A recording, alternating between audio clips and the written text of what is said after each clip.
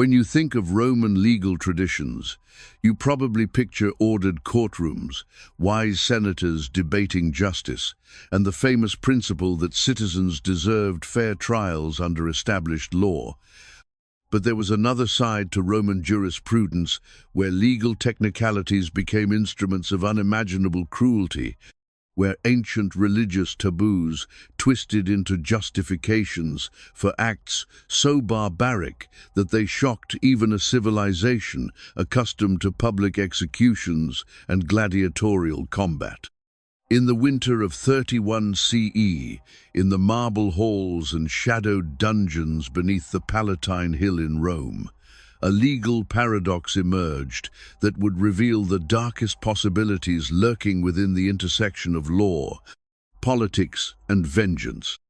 The Roman legal system, built upon centuries of precedent and religious custom, contained an ancient prohibition that seemed, on its surface, to represent mercy and moral restraint. No virgin could be executed under Roman law. This principle, rooted in religious tradition and the belief that taking the life of an unmarried woman would bring divine wrath upon the state, had for generations served as a protective shield for the innocent daughters of Roman families. But in the hands of those who understood how legal frameworks could be manipulated to serve political ends, this protective principle became something far more sinister. The prohibition against executing virgins did not prevent their deaths. It simply required that they be violated first, their purity destroyed in the moments before their execution, transforming what should have been a merciful legal protection into a guarantee of sexual assault followed by murder. The victims of this legal perversion were children. Junilla, a girl so young that she did not understand why she was being dragged from her home, who asked repeatedly what she had done wrong and promised she would never do it again if only she could be punished with a simple beating like other children.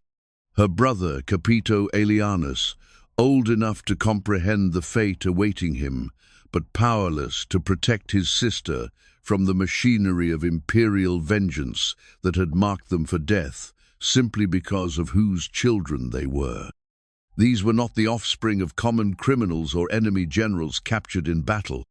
They were the children of Lucius Aelius Sejanus, the man who had risen from equestrian obscurity to become the second most powerful person in the Roman Empire, the intimate advisor and trusted partner of Emperor Tiberius himself. Their father had controlled the Praetorian Guard, had lived in palaces, had received honors unprecedented for someone of his social class. Yet, within hours of his own execution, his children found themselves condemned not for any crime they had committed, but simply for existing as living reminders of his ambition and his betrayal. The legal mechanism that sealed their fate was as coldly bureaucratic as it was morally grotesque. Roman law, in its meticulous attention to precedent and procedure, provided no established framework for executing virgin girls. The religious implications of such an act were too serious to be ignored, even by those orchestrating a political purge that had already claimed dozens of lives. So the solution emerged from the intersection of legal technicality and imperial fury. If virgin girls could not be executed, then they would no longer be virgins when the moment of execution arrived. What you will discover about this intersection of law, politics, and systematic cruelty will challenge everything you thought you knew about the nature of justice in the ancient world, and the ways in which legal systems can be perverted to serve the darkest impulses of human nature. The foundation of terror. The Roman Empire that Tiberius inherited in 14 CE was a state built upon the careful balance of legal tradition, military power, and political compromise that had emerged from the ashes of the republican system destroyed by civil war and imperial ambition. Augustus, the first emperor, had crafted a system that maintained the appearance of republican governance while concentrating real power in the hands of a single ruler who claimed to serve merely as the first citizen among equals. This delicate fiction required constant maintenance, careful management of competing interests, and above all, the loyalty of the institutions that enforced imperial will throughout the Mediterranean world. Central to this system was the Praetorian Guard, the elite military unit established by Augustus to serve as both imperial bodyguard and internal security force. Unlike the legions stationed on distant frontiers, the Praetorians remained in Italy, their primary mission being the protection of the emperor and the maintenance of order in the capital itself. The position of Praetorian Prefect, the commander of this crucial force, represented one of the highest offices that could be achieved by members of the equestrian class, those wealthy but non-senatorial families who formed the backbone of imperial administration. Into this position, in the early years of Tiberius's reign, stepped Lucius alias Sejanus, a man whose background seemed to embody the meritocratic ideals that the imperial system supposedly represented. Born around 20 BCE in the Etruscan city of Volsinii, Sejanus came from a family that had achieved wealth and status through service rather than ancient aristocratic lineage. His father, Lucius Caius Strabo, had risen to command the Praetorian Guard under Augustus, demonstrating the kind of competence and loyalty that the imperial system rewarded. The young Sejanus appeared to represent the best possibilities of this new order. Contemporary accounts describe him as possessing exceptional qualities for the sensitive role of Praetorian Prefect. He demonstrated analytical brilliance in his assessment of political situations, discretion in his handling of confidential information, and keen observational skills that allowed him to understand the complex dynamics of imperial court politics. These talents, combined with his apparent dedication to the emperor's service, made him seem like the ideal partner for a ruler who preferred to focus on broader strategic questions rather than the daily details of administration.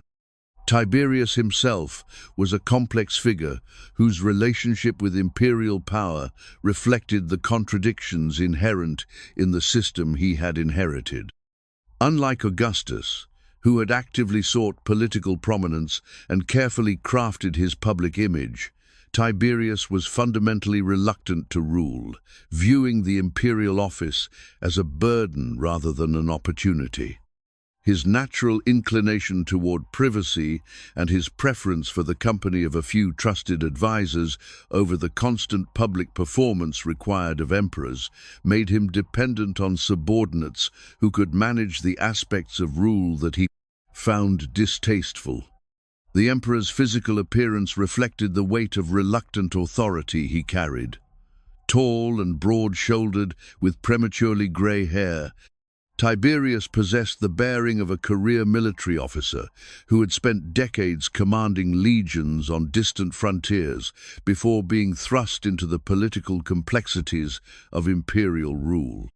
His face, marked by the stern lines of a man accustomed to making life-and-death decisions, rarely showed emotion in public settings, leading many to perceive him as cold and calculating when he was often simply uncomfortable with the theatrical demands of imperial ceremony. This dependence created opportunities for ambitious men like Sejanus to accumulate influence that went far beyond their official positions. The emperor's trust, once earned, seemed to expand automatically to encompass ever greater responsibilities and authorities. Sejanus was not merely the commander of the Praetorian Guard, but became Tiberius's partner in governance, his advisor on policy, his representative in dealings with the Senate and other institutions of the state. The emperor's own words, describing Sejanus as his socius laborum, or partner in his labors, reflected a relationship that had evolved far beyond the normal boundaries between ruler and subordinate. The early years of this partnership appeared to justify the trust that Tiberius had placed in his praetorian prefect. Sejanus demonstrated his competence in managing various crises, from natural disasters to political tensions, always presenting himself as the loyal servant whose only ambition was to serve his master effectively. When a building collapsed during a dinner party, Sejanus was quick to shield Tiberius with his own body, an act of personal devotion that epitomized the relationship between the two men. When fires threatened important buildings in Rome, Sejanus organized effective responses that saved both property and lives, earning public recognition for his service to the state. The Praetorian camp, located just outside Rome's walls, became a second center of power under Sejanus's command. The fortress, with its massive walls and strategic position controlling access to the capital, housed 9 cohorts of elite soldiers whose loyalty to their commander often exceeded their devotion to the emperor himself. Sejanus had carefully cultivated personal relationships with his officers, promoting men who owed their advancement to his favor and ensuring that the Guard's institutional culture emphasized loyalty to its immediate commander rather than abstract devotion to imperial authority. But beneath this surface of competent administration and personal loyalty, a different dynamic was taking shape. The imperial system that Augustus had created was inherently unstable because it concentrated enormous power in the hands of individuals while providing few institutional safeguards against the abuse of that power. The traditional republican mechanisms of checks and balances had been weakened or eliminated, replaced by personal relationships based on trust and mutual benefit. This system worked well when those relationships remained stable, but it contained no effective mechanisms for dealing with situations where trust was misplaced or where the interests of ruler and subordinate began to diverge. Roman society itself provided a fertile environment for the kind of ambitious scheming that Sejanus would eventually pursue.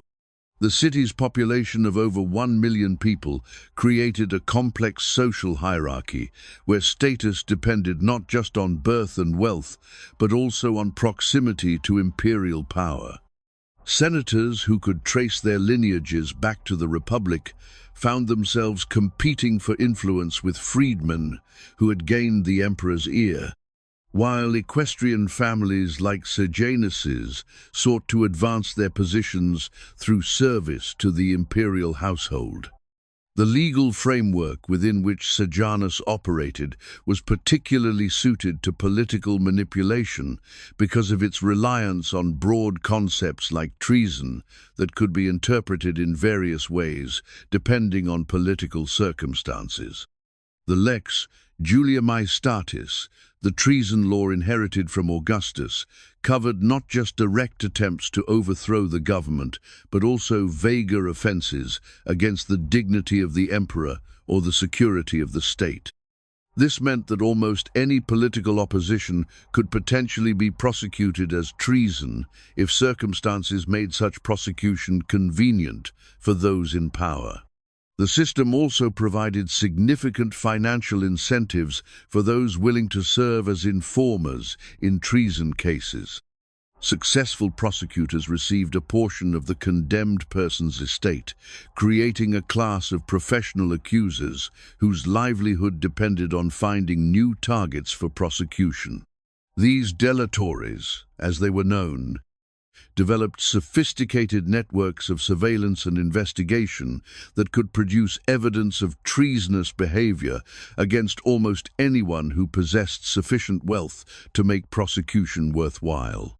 The imperial family itself provided another source of potential instability because the succession to imperial power remained unclear and contested.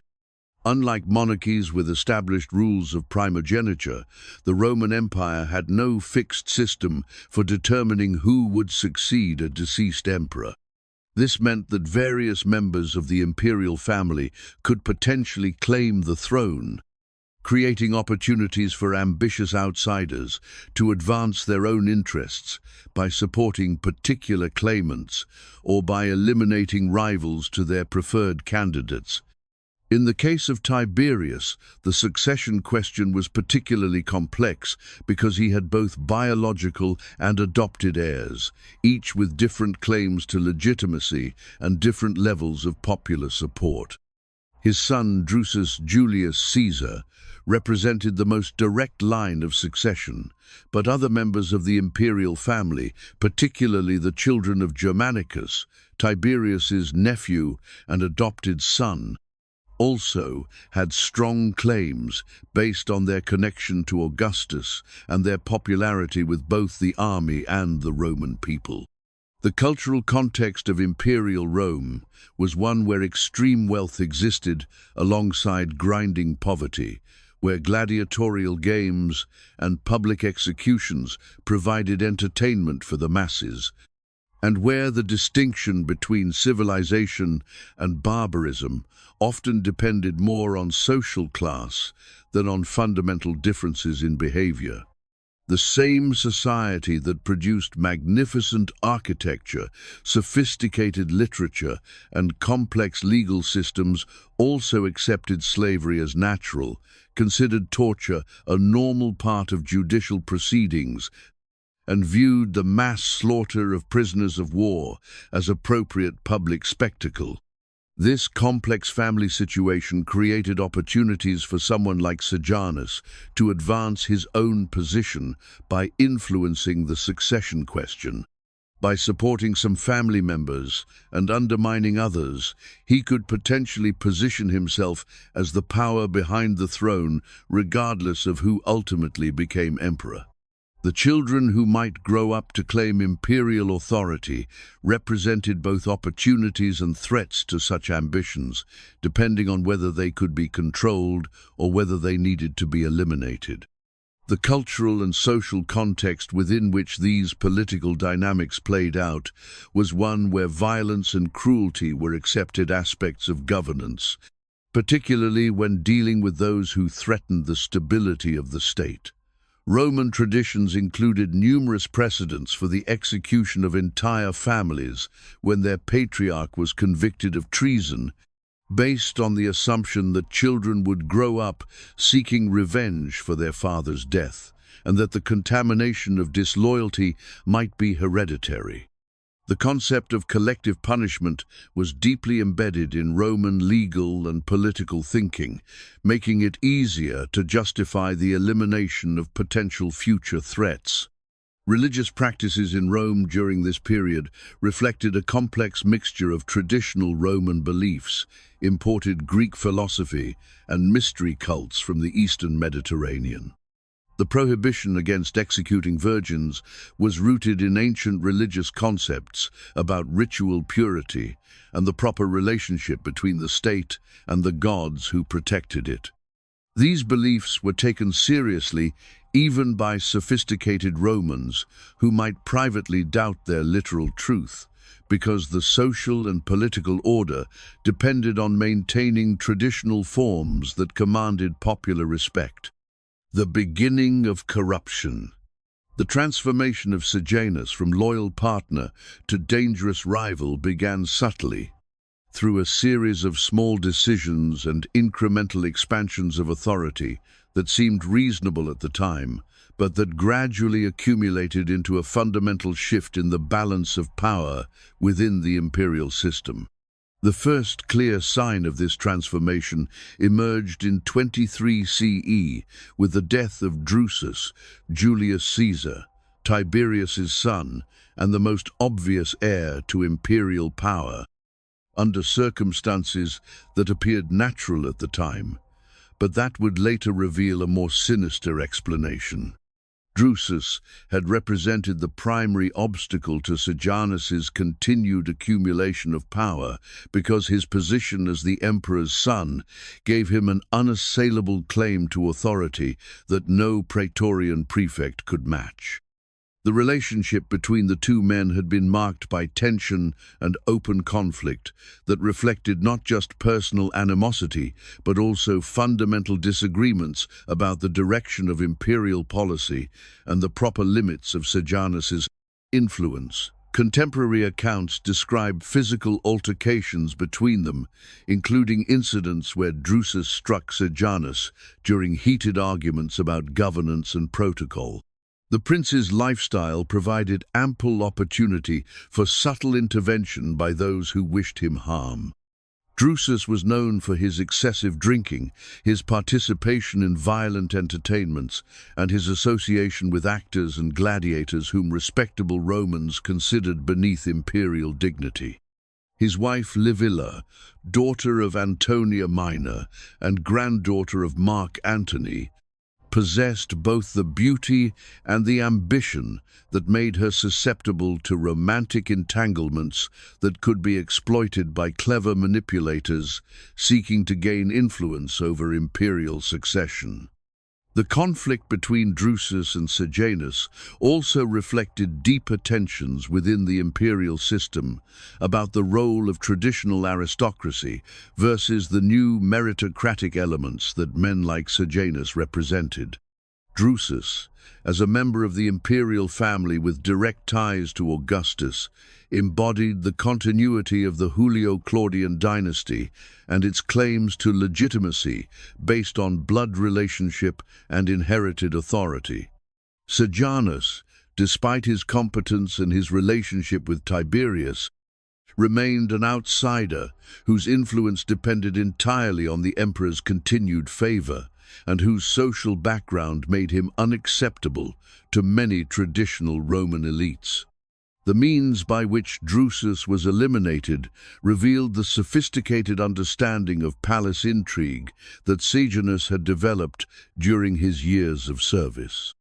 Rather than resorting to obvious violence that might have aroused suspicion, the Praetorian prefect orchestrated a conspiracy involving the prince's own wife and trusted servants.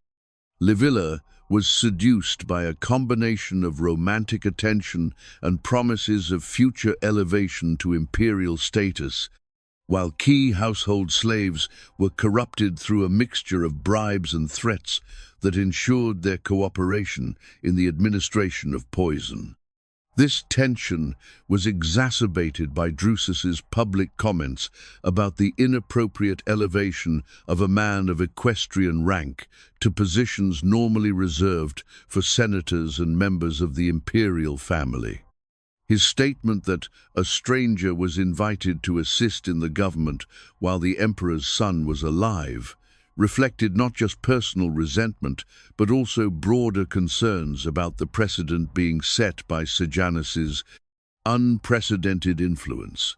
These concerns were shared by many senators and other members of the traditional elite who saw Sejanus's rise as a threat to their own positions and privileges.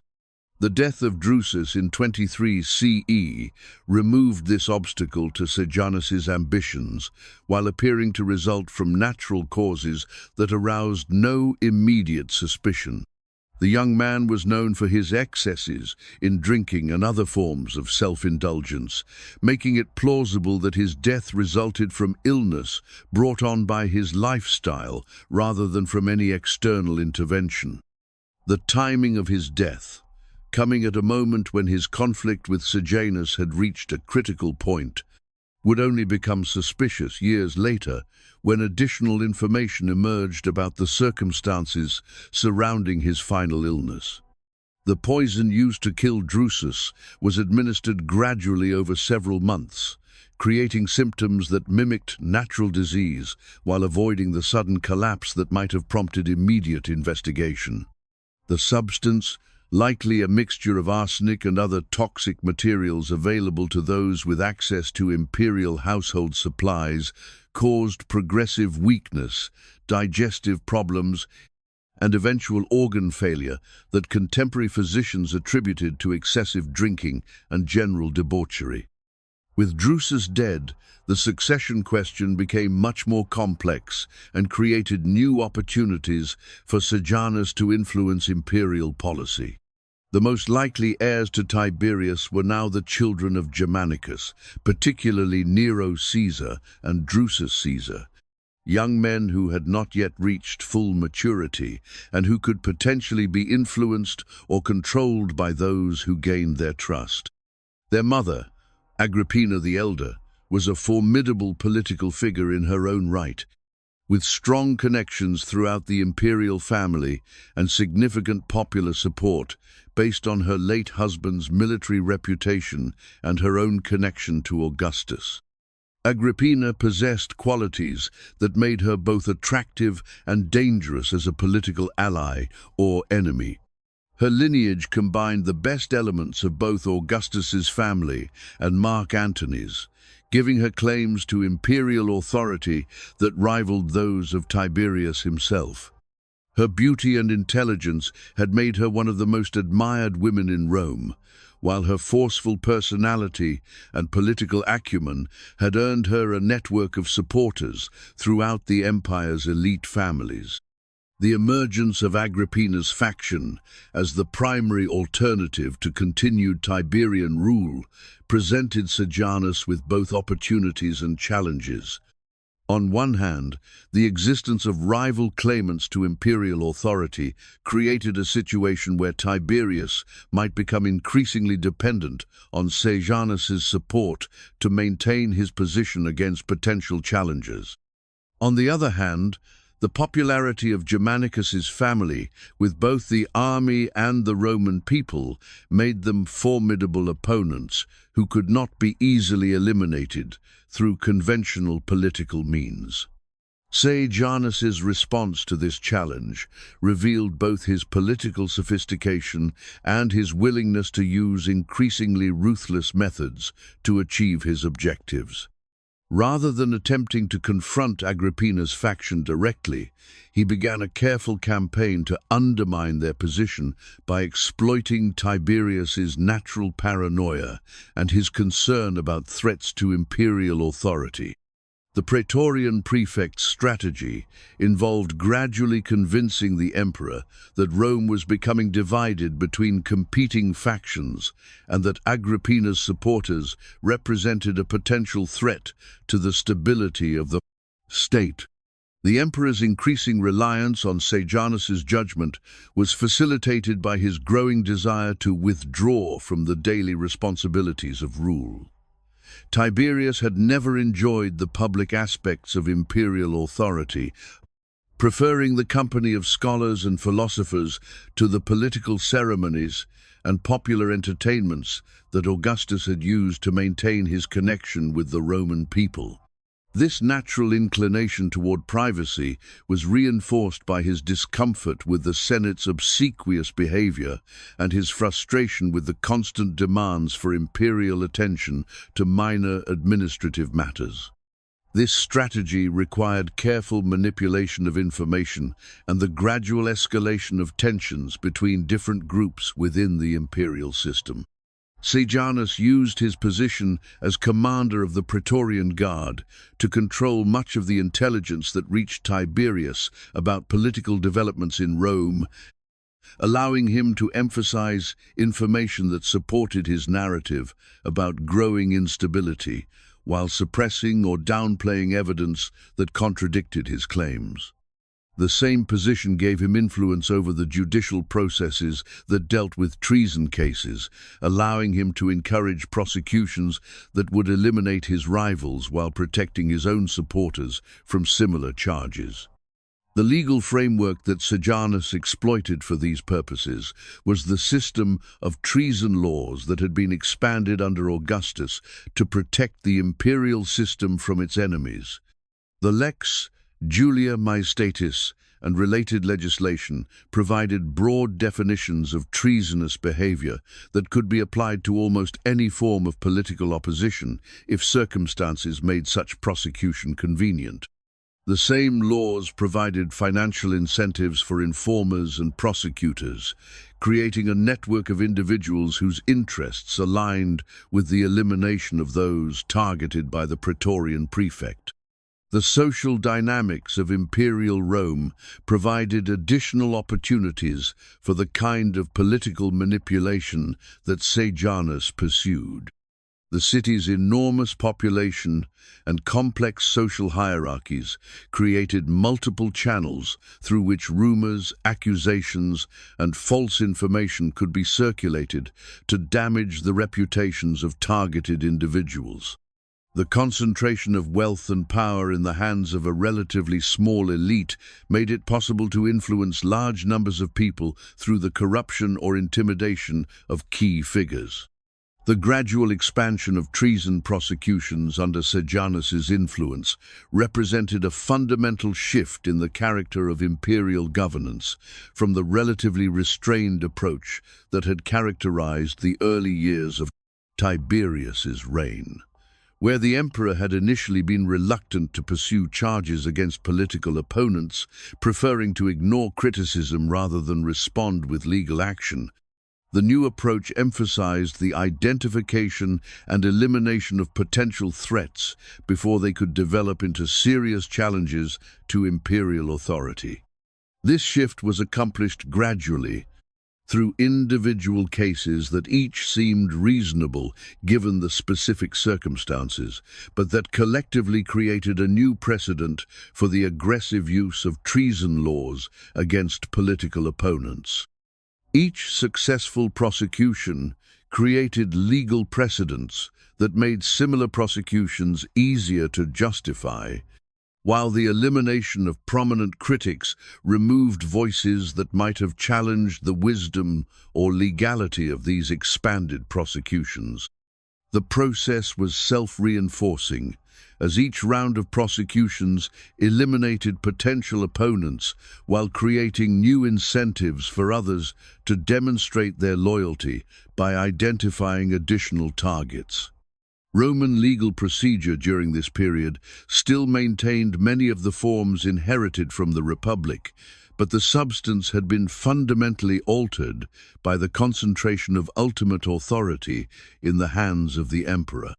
Judges who owed their positions to imperial appointment were naturally reluctant to render verdicts that might displease their patron, while witnesses and prosecutors who understood the political implications of their testimony shaped their statements to serve the interests of those who controlled their fate. The psychological impact of this escalating campaign of prosecutions extended far beyond its direct victims to affect the entire political culture of imperial Rome. Senators and other prominent citizens became increasingly cautious about expressing opinions that might be interpreted as critical of imperial policy, while the network of informers and professional accusers grew larger and more aggressive in their pursuit of potential targets. The atmosphere of suspicion and fear that resulted from these developments played directly into Sejanus's hands by making Tiberius increasingly dependent on his Praetorian prefect for information about political developments and for protection against the threats that seemed to be multiplying throughout the imperial system. The elimination of individual members of Agrippina's faction proceeded systematically, with each case carefully constructed to appear legitimate while serving Sejanus's broader strategic objectives.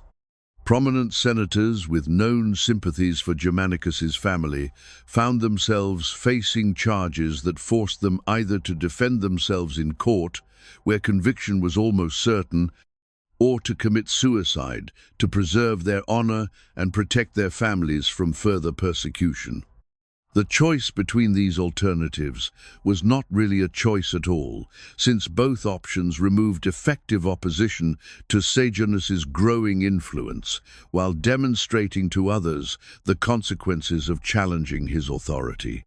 The timing and coordination of these prosecutions revealed the systematic nature of Sejanus's campaign against his political rivals. Rather than pursuing all his targets simultaneously, which might have aroused suspicion about his motives, he spread the prosecutions over several years and ensured that each case appeared to result from specific evidence of wrongdoing rather than from a general campaign against Agrippina's supporters. This approach made it more difficult for his opponents to organize effective resistance, while allowing him to test Tiberius's willingness to support increasingly aggressive measures against potential threats to imperial authority. The success of these early prosecutions emboldened Sejanus to pursue more ambitious targets, including members of the imperial family itself. The arrest and exile of Agrippina and her sons Nero Caesar and Drusus Caesar in 30 CE represented the culmination of years of careful preparation and political manipulation. By the time these arrests occurred, Sejanus had successfully convinced Tiberius that the empress and her children represented genuine threats to imperial stability that required decisive action to neutralize. The systematic destruction of Agrippina's faction demonstrated both the effectiveness of Sejanus's political methods and the dangers inherent in the concentration of power that the imperial system permitted. What had begun as reasonable precautions against potential threats to imperial authority had evolved into a comprehensive campaign of political elimination that removed not just active opponents, but also potential future rivals. The success of this campaign created precedents and established mechanisms that would later be turned against Sejanus himself, when Tiberius finally recognized the threat that his former partner had come to represent. The machinery of systematic persecution. By 29 CE, with the death of Livia, Augustus's formidable widow, whose presence had served as a check on the more extreme possibilities of imperial power, Sejanus found himself free to implement a systematic campaign of persecution that would eliminate all remaining obstacles to his ambitions, while transforming the Roman legal system into an instrument of personal vengeance and political passions. Control. The removal of this influential figure, who had maintained extensive networks of loyalty throughout the imperial establishment and who had represented continuity with the founding principles of the Augustan system, created a power vacuum that Sejanus was perfectly positioned to fill. Livia's death represented more than just the loss of an individual voice for moderation within the imperial family. Her vast personal wealth, accumulated through decades of careful investment and political favor, had made her the patron of numerous artistic and intellectual projects that provided alternative sources of influence and prestige within Roman society. Her household included hundreds of slaves and freedmen who had served as informal channels of communication throughout the empire's administrative structure, creating networks of information and influence that operated independently of official governmental channels. The death of Livia was followed immediately by the escalation of prosecutions against members of Agrippina's faction, as if Sejanus had been waiting for this moment to unleash forces that he had been carefully building for years. The legal machinery that he employed for this purpose was sophisticated and comprehensive, involving not just the formal court system, but also networks of informers, professional accusers, and corrupt officials who had been carefully cultivated to serve his interests when the time came for decisive action. The process began with the circulation of a letter that was allegedly from Tiberius, but that had supposedly been suppressed by Livia during her lifetime to prevent the political turmoil that would result from its contents. This letter, denouncing Agrippina and her son Nero Caesar in harsh terms, provided the legal and political justification for the arrests and prosecutions that followed. The timing of its release, immediately after Livia's death, created the impression that the Dowager Empress had been protecting dangerous enemies of the state out of misguided family loyalty rather than sound political judgment. The contents of the letter revealed the sophisticated nature of Sejanus's propaganda campaign against his rivals. Rather than making wild accusations that could be easily disproven, the charges focused on behavior that was plausible, given what was known about the targets, and that resonated with existing concerns about political stability and imperial security. Nero Caesar was accused not of planning armed revolution, which would have been difficult to prove, but of immoral behavior and corruption that undermined his fitness for any role in imperial governance. Agrippina was criticized for arrogant language and contumacious spirit that demonstrated her inability to accept the proper limits of her position within the imperial family. The document itself was a masterpiece of political manipulation, employing language that seemed to express genuine imperial concern about threats to state security, while actually serving Sejanus's personal interests in eliminating potential rivals. The letter's emphasis on moral failings rather than specific crimes made it difficult for the accused to mount effective defenses, since moral charges were inherently subjective and could be supported through rumor and character assassination rather than concrete evidence. These charges were carefully crafted to exploit existing tensions and prejudices within Roman society, while avoiding claims that could be definitively refuted through contrary evidence. The emphasis on moral failings rather than overtly treasonous behavior allowed Sejanus to present himself as defending traditional Roman values against the corruption and decadence that threatened to undermine the imperial system from within. This approach made it more difficult for the targets of prosecution to defend themselves effectively, since moral charges were inherently subjective and could be supported through rumor and innuendo rather than concrete evidence.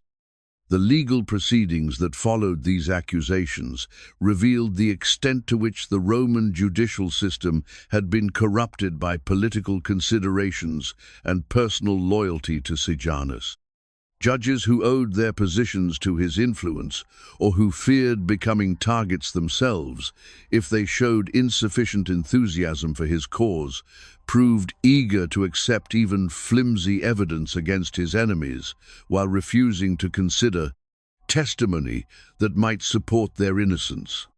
The network of professional informers that had grown up around the treason laws provided a steady stream of witnesses willing to testify to whatever behavior would support the charges being brought. Roman judicial procedure had evolved from the relatively simple forms of the early Republic into a complex system that provided numerous opportunities for manipulation by those who understood its mechanisms. The selection of judges, the rules governing evidence, and the procedures for examining witnesses all contained elements that could be exploited by those with sufficient political influence and legal expertise. The financial incentives built into the treason law system created powerful motivations for false testimony and fabricated evidence. Successful prosecutors received significant portions of the condemned person's estate, while witnesses who provided crucial testimony could also expect financial rewards for their cooperation. This system meant that wealthy members of Agrippina's faction were particularly attractive targets because their prosecution promised substantial financial benefits for those involved in securing their conviction. The psychological pressure created by these systematic prosecutions extended far beyond their immediate targets to affect the behavior of everyone within the imperial establishment. Senators who might have been inclined to support Agrippina's faction found themselves facing impossible choices between loyalty to their friends and family members and the need to protect themselves and their own relatives from similar persecution. Many chose to distance themselves from potential targets of prosecution, creating an atmosphere of isolation and abandonment that made effective resistance to Sejanus's campaign increasingly difficult. Roman social customs provided additional mechanisms for isolating and pressuring targets of political persecution. The traditional practice of salutatio, where clients and dependents would visit their patrons each morning to demonstrate respect and seek favor, could be used to identify supporters of those under investigation. Individuals who continued to maintain social connections with suspected traitors risked being identified as potential conspirators themselves. The use of torture during interrogations provided another mechanism for extracting the testimony needed to support Sejanus's prosecutions.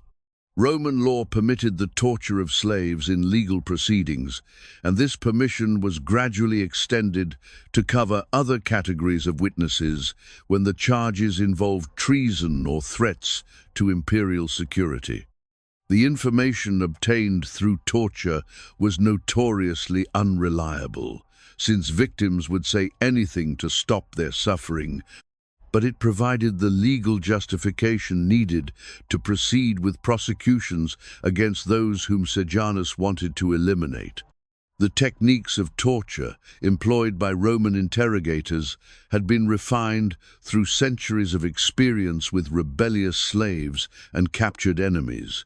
The use of the rack, heated metal implements, and other devices designed to inflict maximum pain without immediately causing death, allowed for prolonged questioning sessions that could extract detailed confessions from even the most reluctant witnesses. The isolation of potential targets from sources of support and protection was accomplished through a combination of legal and social pressure that made it increasingly dangerous for anyone to maintain connections with those under times investigation. Families found themselves forced to choose between loyalty to relatives who had been accused of treason and the safety of their own members who might be implicated through continued association. Friendships that had been maintained for decades were dissolved overnight as people sought to protect themselves from guilt by association. The timing and sequencing of arrests and prosecutions were carefully planned to maximize their psychological impact, while minimizing the possibility of organized resistance. Rather than arresting all members of Agrippina's faction simultaneously, which might have provoked a coordinated response from their supporters, Sejanus arranged for them to be taken individually or in small groups, often at moments when their potential allies were distracted by other concerns or when they were physically separated from sources of support. The intelligence network that supported these operations had been developed over several years through the careful cultivation of informers throughout Roman society.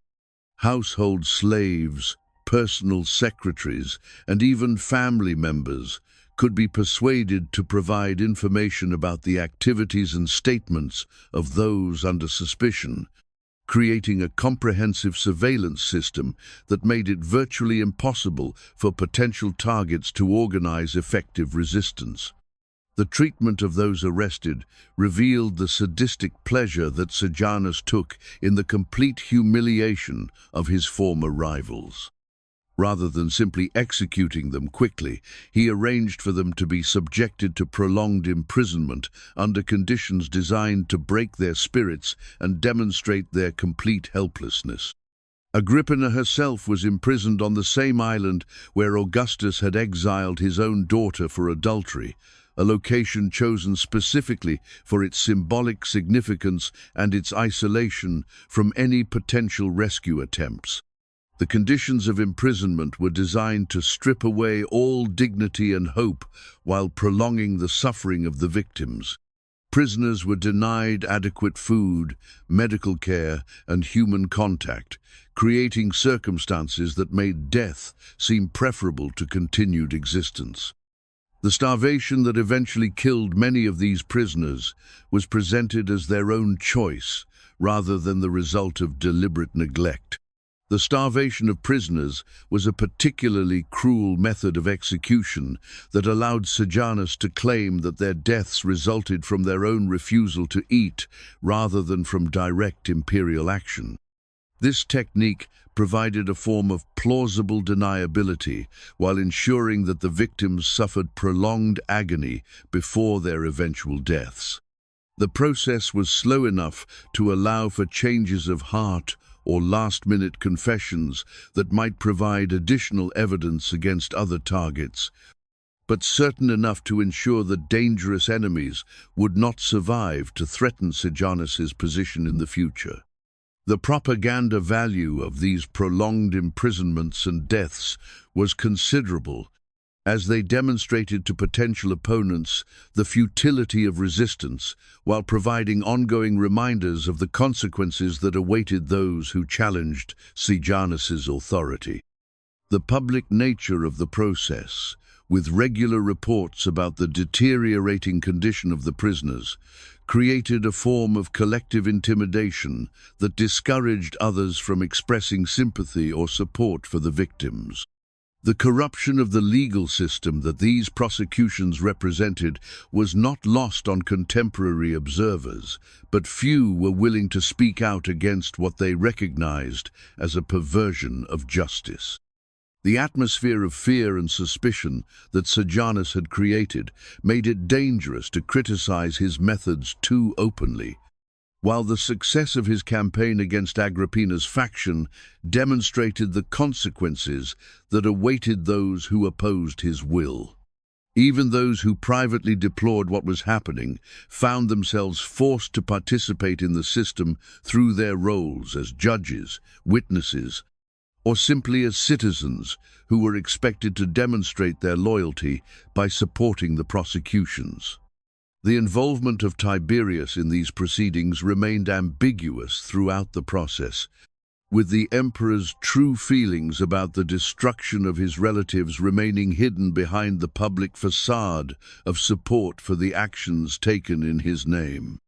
Whether Tiberius genuinely believed the charges against Agrippina and her children, or whether he simply chose to support Sejanus's campaign for political reasons, would not become clear until much later, when the full extent of his Praetorian prefect's betrayal was finally revealed. The emperor's physical absence from Rome during much of this period, as he increasingly spent time at his villa on Capri, created additional opportunities for Sejanus to act independently while claiming imperial authorization for his actions.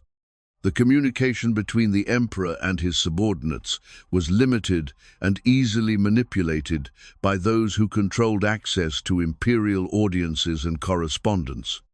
The international implications of these domestic prosecutions also served Sejanus's interests by demonstrating to foreign rulers and potential enemies of Rome that the imperial system was capable of ruthless action against those who threatened its stability.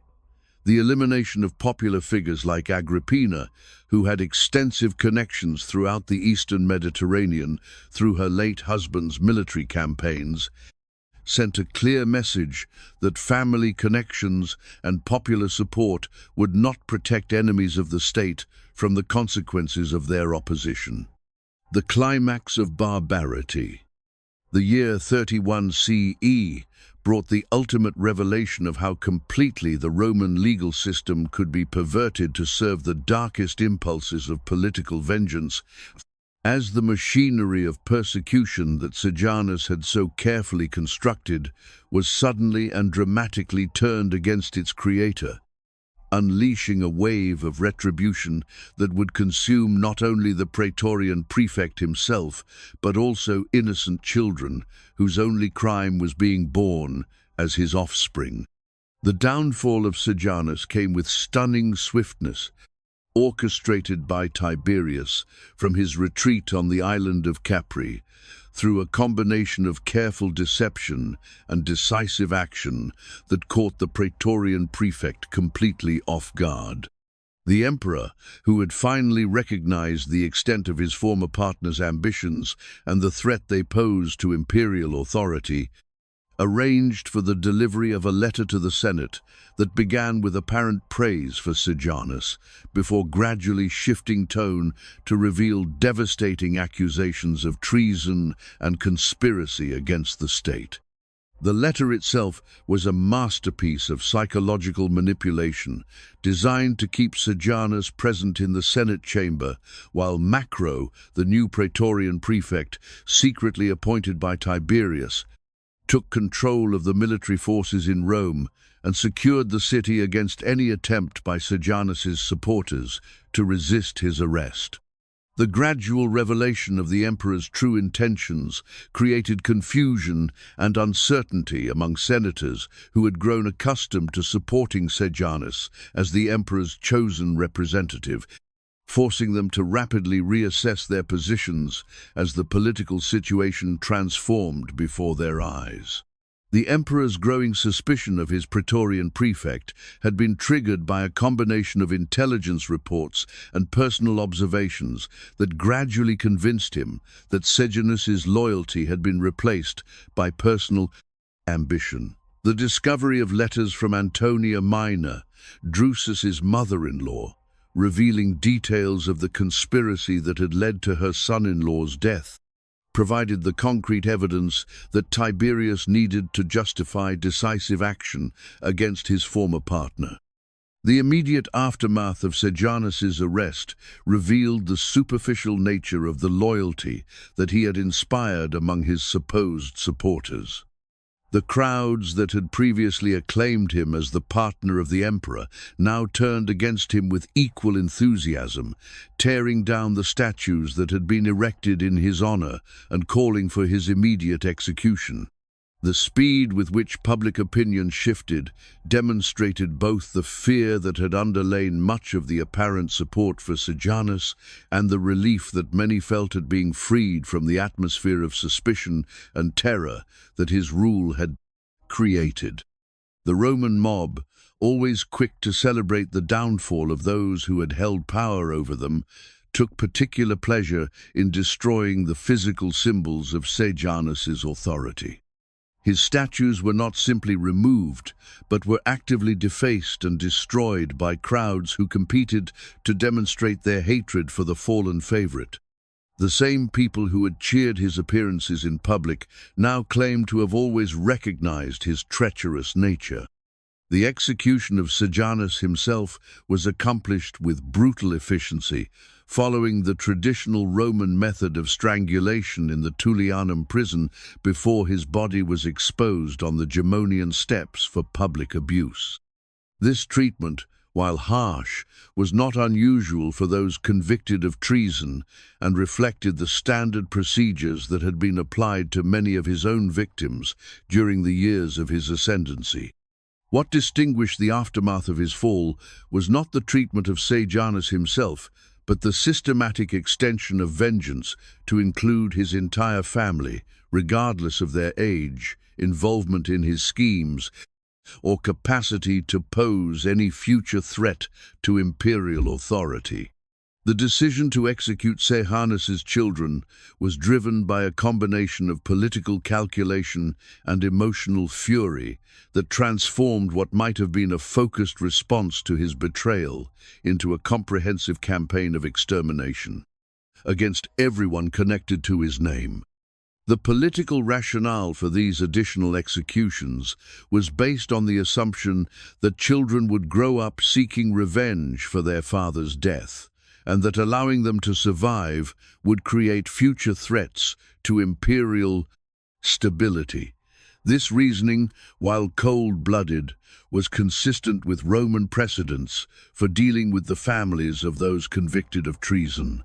Roman history provided numerous examples of the elimination of entire bloodlines following the conviction of their patriarchs for crimes against the state. The civil wars that had destroyed the Republic had familiarized Romans with the concept of proscription, where entire families could be marked for death based on their political affiliations rather than their individual actions. The imperial system had supposedly brought an end to such wholesale slaughter, but the precedents remained available for use when circumstances seemed to require them. But the emotional dimension of the response to Sejanus's betrayal went far beyond practical political considerations to reflect the personal sense of violation that Tiberius felt at discovering how completely he had been deceived by someone he had trusted as a partner and friend.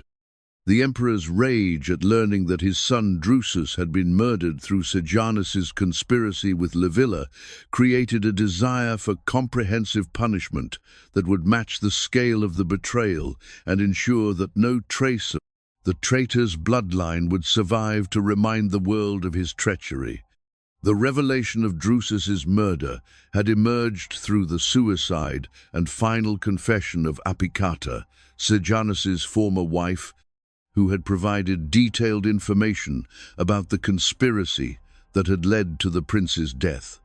Her letter to Tiberius, delivered shortly before her own death, revealed the extent of the deception that had been practiced against the imperial family and provided the emotional catalyst for the comprehensive vengeance that followed. The execution of Sejanus's eldest son, Strabo, proceeded according to standard procedures and attracted little special attention given the precedents for punishing the families of traitors. The boy was old enough to understand his fate and to be considered potentially dangerous as a future seeker of revenge against those responsible for his father's death. His execution, while tragic, fit within the normal parameters of Roman political justice and did not require any special legal innovations or justifications. The cases of the two younger children, Capito Aelianus and Junilla, presented more complex legal and practical challenges that would ultimately reveal the capacity of the Roman system to find technical solutions to moral problems that preserved the letter of the law while completely violating its spirit. The boy, while young, was still considered capable of eventual revenge and was therefore subject to execution under the same reasoning that had been applied to his older brother. His youth might have made him an object of sympathy, but it did not provide legal protection against the consequences of his father's treason. Capito Aelianus, at perhaps 10 or 11 years of age, possessed enough understanding of his situation to comprehend the fate that awaited him while remaining powerless to alter his circumstances. Contemporary accounts describe his dignity in the face of death as remarkable for one so young, suggesting that he had inherited some of his father's strength of character, despite the circumstances that had made him a victim of imperial vengeance.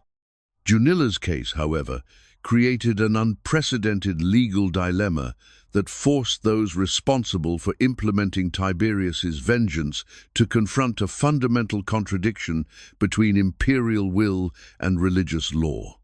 The ancient Roman prohibition against executing virgins was not merely a legal technicality, but reflected deep-seated religious beliefs about the proper relationship between the state and the gods who protected it.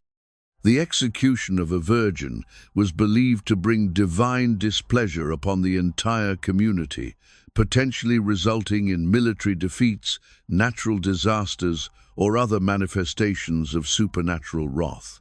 This religious prohibition had served for centuries as a protection for young women who might otherwise have become victims of political persecution or family feuds.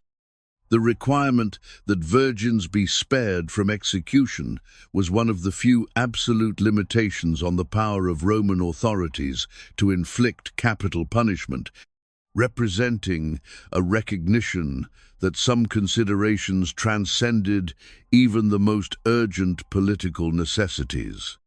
The principle had been maintained even in cases where the preservation of a virgin's life might have created practical problems for those seeking to eliminate entire bloodlines. The religious foundations of this prohibition traced back to the earliest periods of Roman history, when the favor of the gods was considered essential for the survival and prosperity of the community.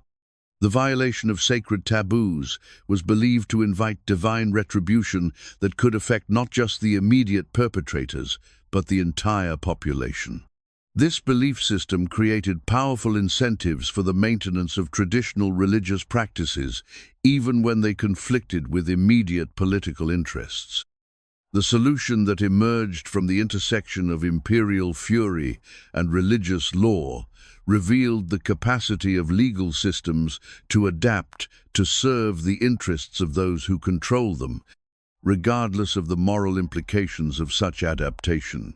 If Roman law forbade the execution of virgins, then Junilla would simply cease to be a virgin before her execution took place.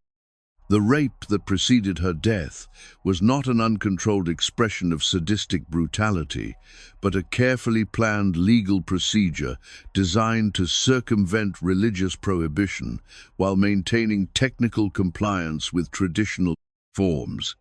The identity of the executioner who carried out this preliminary violation remains unknown, but the systematic nature of the procedure suggests that it was performed by someone acting under official orders rather than taking unauthorized liberties with a condemned prisoner. The presence of the rope around her neck during the assault indicates that the rape and execution were conceived as parts of a single coordinated process, rather than separate acts, with the sexual violation serving purely as a legal prerequisite for the killing that would immediately follow. The bureaucratic precision with which this procedure was carried out revealed the capacity of imperial administration to organize even the most morally repugnant tasks with the same efficiency that characterized more routine governmental dating functions. The involvement of legal experts in planning the procedure ensured that all technical requirements would be satisfied, while the participation of military personnel guaranteed that the operation would be conducted with appropriate security and discipline. The age and innocence of the victim made this legal solution particularly grotesque in its practical implementation. Contemporary accounts describe Junilla as so young that she could not understand what was happening to her or why she was being subjected to treatment that she had done nothing to deserve. Her repeated questions about what she had done wrong and her promises to be good in the future revealed a child's complete incomprehension of the political forces that had marked her for death simply because of who her father was. The psychological torture inflicted on Junilla through her inability to understand her fate added an additional dimension of cruelty to proceedings that were already horrific in their basic conception. The legal requirement that she be violated before execution meant that her final experience of life would include not only the terror of impending death, but also the physical and emotional trauma of sexual assault performed as a bureaucratic prerequisite for her killing. The coldly systematic nature of this process, carried out in accordance with legal procedures and religious requirements, demonstrated how technical compliance with traditional forms could be used to justify acts that violated every principle of human decency. The execution of both children followed immediately after the completion of the preliminary procedures, with their bodies being thrown down the Gemonian steps in the same manner as their father's corpse. This treatment ensured that the elimination of Sejanus's bloodline would be complete and public, serving as a warning to others about the consequences of betraying imperial trust, while satisfying the emotional need for comprehensive revenge that had driven the entire process. The Gemonian steps, located on the Aventine Hill, had become the traditional site for exposing the bodies of executed criminals and traitors. The practice served both practical and symbolic purposes, providing a public demonstration of imperial justice while allowing the population to witness the fate of those who threatened the stability of the state. The exposure of Junilla's small body, alongside those of her father and brothers, created a powerful image of the thoroughness with which imperial vengeance could be applied. The broader implications of these executions extended far beyond their immediate impact on the individuals involved to affect the fundamental character of the Roman legal system and its relationship to moral and religious constraints on state power.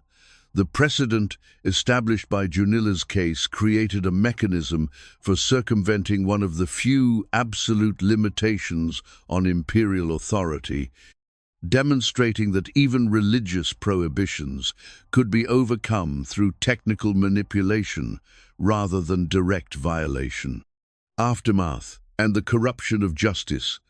The immediate aftermath of the children's executions revealed the complex and contradictory reactions of Roman society to events that simultaneously satisfied the desire for comprehensive vengeance against a traitor while horrifying those who retained sensitivity to the moral implications of systematic cruelty against innocent victims. The public response demonstrated both the effectiveness of Sejanus's earlier propaganda campaign against his enemies and the underlying human capacity for moral recognition that survived even in a political system that had become thoroughly corrupted by fear and ambition. Initial reactions to the news of Sejanus's downfall and the elimination of his family were generally positive among the Roman population, who had grown weary of the atmosphere of suspicion and terror that had characterized his years of dominance. The crowds that gathered to abuse his corpse and tear down his statues reflected genuine relief at being freed from the fear of arbitrary prosecution and the constant pressure to demonstrate loyalty through denunciation of neighbors and friends. For many Romans, the destruction of Sejanus represented the restoration of traditional imperial justice and the end of a period of aberrant tyranny. The economic impact of the purge was substantial, as the confiscation of property from Sejanus's supporters provided significant revenue for the imperial treasury while disrupting established commercial relationships throughout the empire. Many businesses that had depended on connections with the Praetorian prefects' network found themselves suddenly without patrons or protection, creating opportunities for new entrepreneurs while destroying the livelihoods of those who had been too closely associated with the fallen regime. But the specific details of how the children had been killed created a different kind of reaction among those who learned of the procedures that had been employed to overcome legal and religious obstacles to their execution. The systematic nature of Junila's violation and the coldly bureaucratic way in which religious law had been circumvented rather than violated created a sense of unease even among those who supported the elimination of Sejanus' bloodline as a political necessity.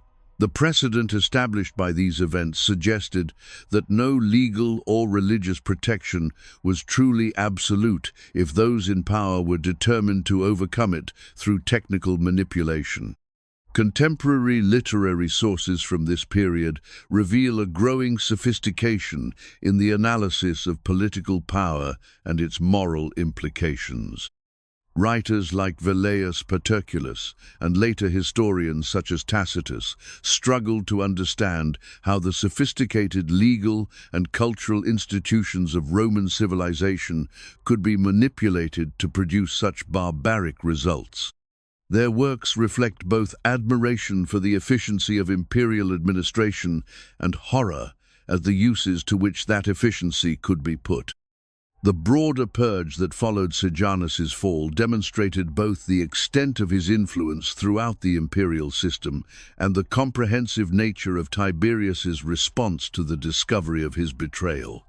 Hundreds of individuals who had been associated with the Praetorian prefect found themselves facing charges of complicity in his treason, creating a wave of prosecutions that dwarfed even the systematic campaign that Sejanus himself had conducted against Agrippina's faction. The same legal machinery that had been used to eliminate his enemies was now turned against his supporters with equal ruthlessness and efficiency. The role of Macro, the new Praetorian prefect, in directing this campaign of retribution, revealed how quickly the imperial system could adapt to new leadership while maintaining the same essential character of systematic persecution and legal manipulation.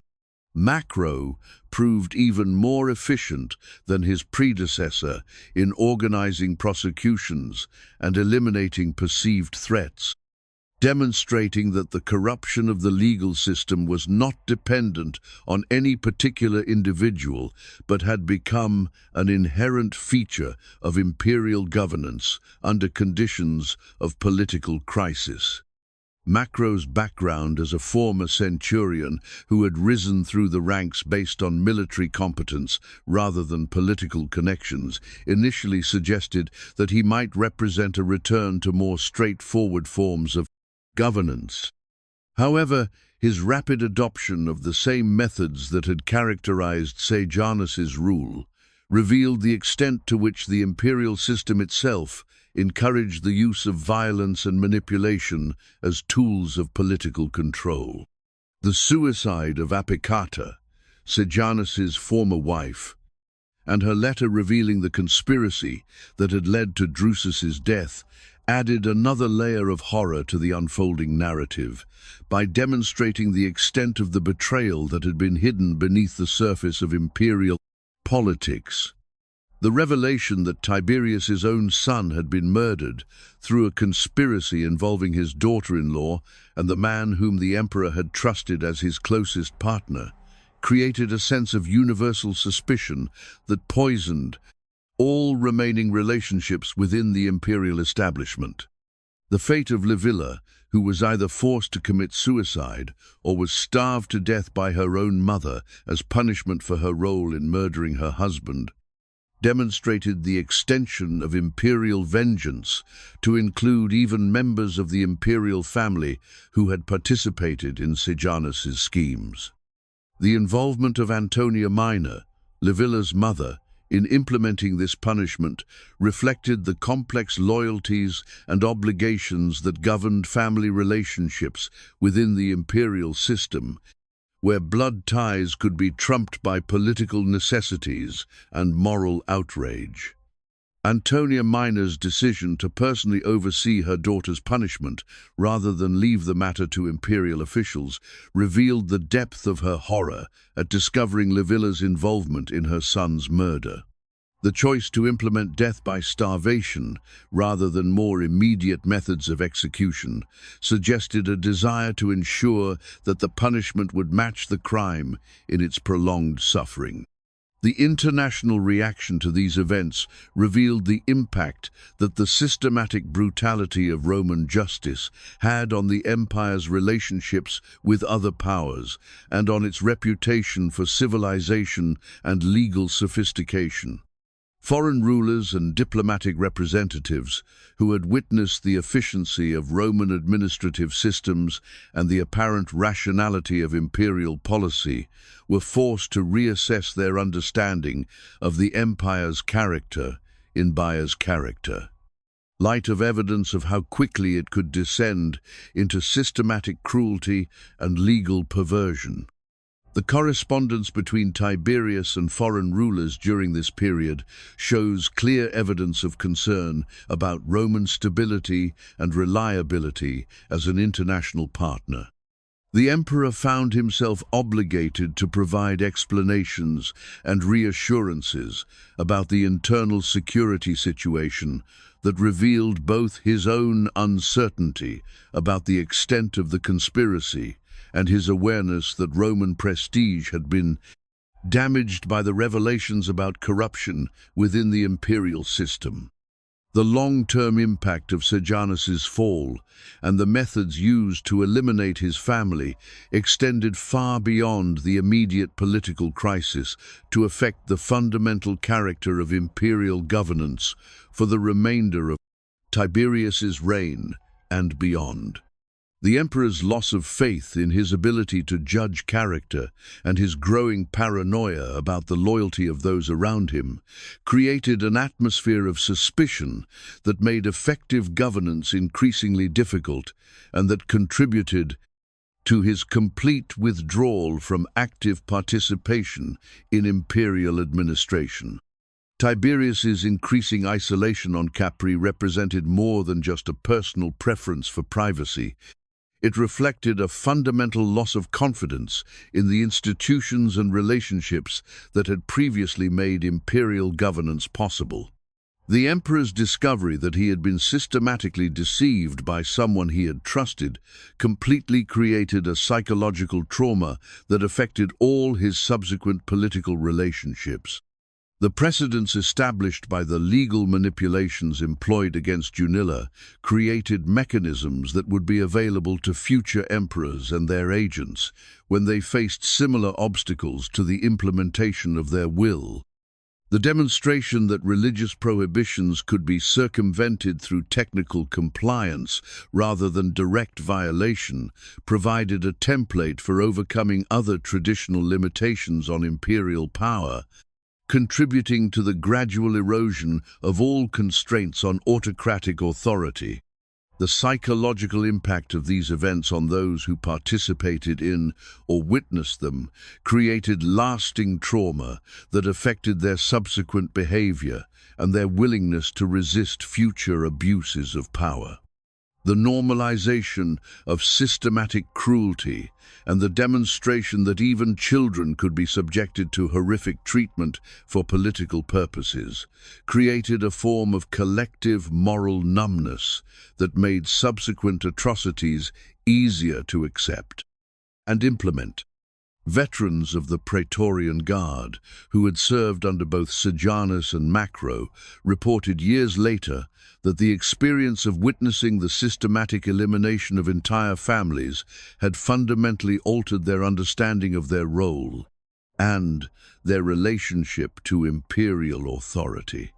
Many chose to retire from service rather than continue to participate in an institution that had proven capable of such comprehensive brutality.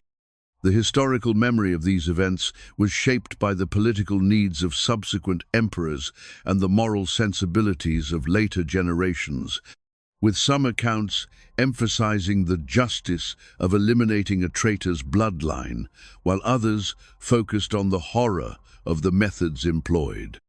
The competing narratives that emerged from different sources reflected broader disagreements about the proper balance between political necessity and moral constraint in the exercise of imperial power.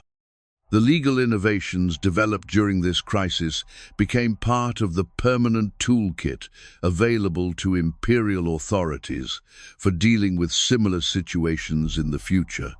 The mechanisms for circumventing religious prohibitions and the precedents for extending punishment to include entire families regardless of individual guilt or innocence provided templates that would be employed repeatedly throughout the subsequent history of the empire.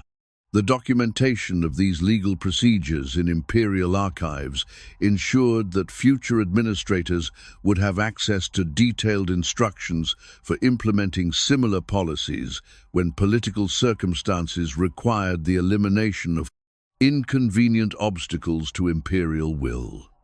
The bureaucratization of systematic cruelty represented one of the most disturbing legacies of the Sejanus affair. The ripple effects of these events extended throughout the imperial administration as officials at all levels reassessed their own positions and allegiances in light of the demonstration of how quickly and completely imperial favor could be withdrawn. The careers and lives that had been built on association with Sejanus were suddenly revealed to be founded on quicksand, creating a general atmosphere of insecurity that affected the efficiency and reliability of imperial governance. Administrative records from the period following Sejanus's fall reveal significant disruptions in the normal functioning of imperial government as officials struggled to distance themselves from any association with the fallen regime. while simultaneously demonstrating their loyalty to the new order. The resulting paralysis in decision-making and policy implementation contributed to a general decline in governmental effectiveness that persisted for years after the immediate crisis had passed. The legacy of systematic cruelty. The story of Sejanus's children and their deaths represents far more than a historical curiosity about the intersection of legal technicalities and political vengeance in the ancient world, standing instead as a permanent testament to the capacity of human beings to devise systematic methods for overcoming moral and legal constraints when political interests demand the elimination of inconvenient obstacles to the exercise of brusque power. The precedent, established by Junila's rape and execution, created a mechanism that would be available to future authorities whenever they encountered similar conflicts between their will and traditional protections for the innocent. The demonstration that even religious prohibitions could be circumvented through technical compliance rather than direct violation provided a template for the gradual erosion of all absolute constraints on the exercise of political power, contributing to the development of increasingly sophisticated methods for achieving desired outcomes while maintaining the appearance of legal and moral propriety. Historical analysis of subsequent imperial reigns reveals multiple instances where the techniques developed during the Sejanus crisis were employed to overcome various forms of legal and religious protection for individuals who had become inconvenient to those in power. The bureaucratization of these methods and their incorporation into standard administrative procedures represented a fundamental transformation in the character of Roman governance. The systematic nature of the entire episode revealed the capacity of bureaucratic institutions to implement policies of extraordinary cruelty with the same efficiency and attention to detail that they brought to more routine administrative tasks. The involvement of legal experts, religious authorities, and military personnel in planning and executing these procedures demonstrated how professional competence could be enlisted in the service of fundamentally immoral objectives, creating a form of institutional complicity that distributed responsibility for horrific acts across multiple individuals and organizations. The departmentalization of imperial administration during this period created structures that allowed individuals to participate in systematic cruelty while limiting their awareness of the broader implications of their actions. Legal experts could focus on technical compliance with religious requirements, military personnel could concentrate on operational efficiency, and religious officials could emphasize procedural correctness, all while avoiding direct confrontation with the moral implications of their collective efforts. The psychological mechanisms that allowed participants in these events to rationalize their behavior provide insights into the broader human capacity for moral disengagement when acting within institutional frameworks that provide apparent legitimacy for otherwise unacceptable conduct.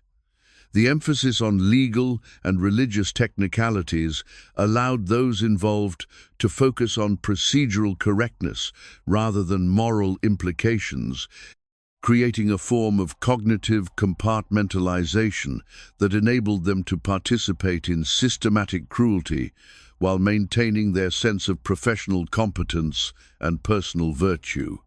Research into the personal documents and correspondence of individuals who participated in these events reveals the various strategies they employed to avoid acknowledging the moral implications of their actions. Some focused obsessively on technical details, others emphasized their lack of decision-making authority, and still others developed elaborate justifications based on political necessity and imperial security. The long-term impact of these events on the development of Roman legal and political institutions demonstrates how individual cases of abuse can create precedents that fundamentally alter the character of entire systems.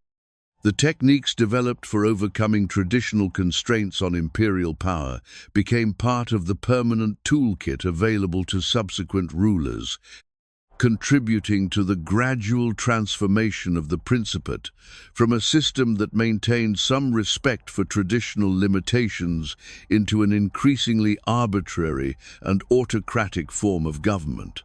The international implications of these events extended beyond their immediate impact on foreign relations to influence broader perceptions of Roman civilization and its claims to represent advanced forms of law and governance. The revelation that the empire's sophisticated legal system could be manipulated to justify systematic cruelty against children undermined the moral authority that Rome derived from its reputation for rational administration and legal sophistication, contributing to the gradual erosion of the ideological foundations that supported imperial expansion and domination.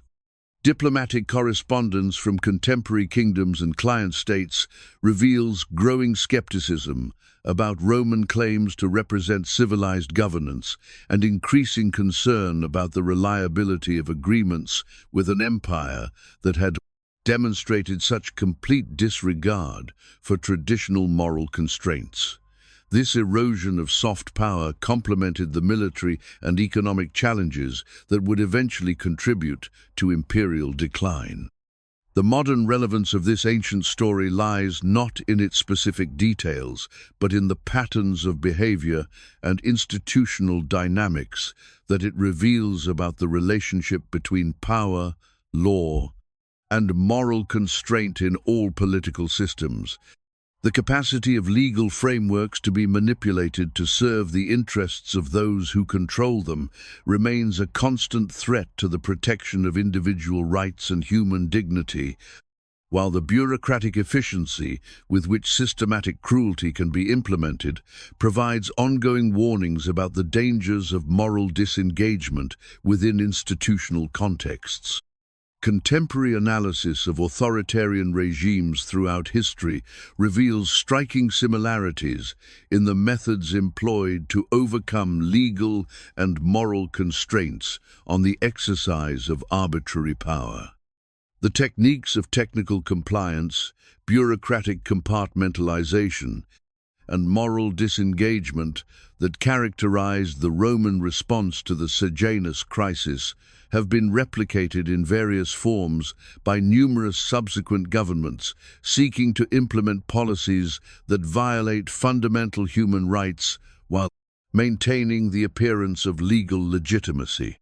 The story also demonstrates the particular vulnerability of children and other powerless individuals when political systems become corrupted by ambition and fear. The transformation of Junilla from protected innocent to legal victim reveals how quickly traditional safeguards can be overcome when those in authority are determined to eliminate obstacles to their objectives, regardless of the moral implications of their methods. This pattern has been repeated throughout history whenever political necessity has been allowed to override moral and legal constraints on the exercise of power. The role of legal and religious authorities in facilitating these events provides important insights into the ways in which professional expertise can be enlisted in the service of fundamentally immoral objectives. The willingness of legal experts to devise technical solutions to moral problems and the cooperation of religious officials in procedures that violated the spirit of their own traditions demonstrate the capacity of institutional loyalties to override individual moral judgment when political pressure becomes sufficiently intense.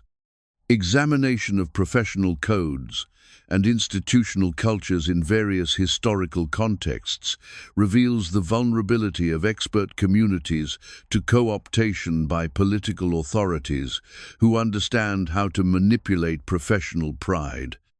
institutional loyalty to serve broader political objectives. The transformation of technical expertise into an instrument of oppression represents one of the most disturbing aspects of systematic political violence.